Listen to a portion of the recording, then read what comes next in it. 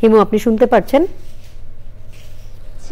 Star সিনেপ্লেক্সে যেখানে এই মুহূর্তে চলছে পবিত্র ঈদ উল ফিতর উপলক্ষে মুক্তি পাওয়া যে 6টি চলচ্চিত্র, সেই 6টি চলচ্চিত্রের প্রদর্শনী।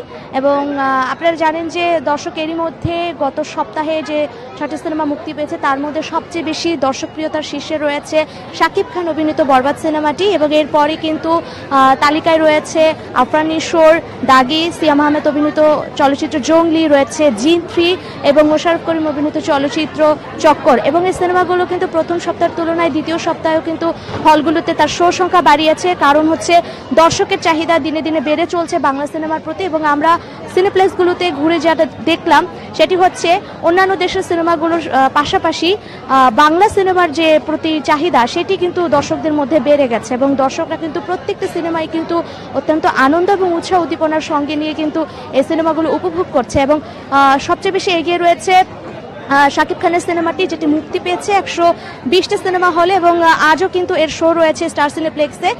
এবং একই সঙ্গে আজ দাগি চলচ্চিত্রের যে প্রযোজক তিনিও জানিয়েছেন যে আজ 10,000-এর বেশি দর্শক এই দাগি সিনেমাটি কিন্তু দেখেছেন তাদের স্ট্যাটিস্টিক্স অনুযায়ী। এবং একই সঙ্গে কিন্তু বিভিন্ন সিনেমার এই যে 5টি সিনেমা রয়েছে সেই সিনেমাগুলোর কলাকুশলীরা কিন্তু হলে হলে ভিজিট করছেন এবং দর্শকদের সঙ্গে তাদের কথাগুলো শুনছেন, এবং কোন জায়গাটি ভালো লেগেছে, কোন জায়গাগুলো ঠিক করতে হবে, এই বিষয়গুলো কিন্তু নিয়ে কলাকুশলী এবং দর্শক তাদের মধ্যে কিন্তু এক ধরনের আলাপ আলোচনা চলছে। এবং আর্টিস্টরাও কিন্তু খুব খুশি যে বাংলা সিনেমার প্রতি যে দর্শকদের আগ্রহ সেটি এই যে বাড়ায়, এবং এইভাবেই যদি সিনেমাগুলো চলতে থাকে তবে ইন্ডাস্ট্রি আরও অনেক বেশি এগিয়ে যাবে বলে মনে করছেন কলাকুশলী এবং সংশ্লিষ্টরা।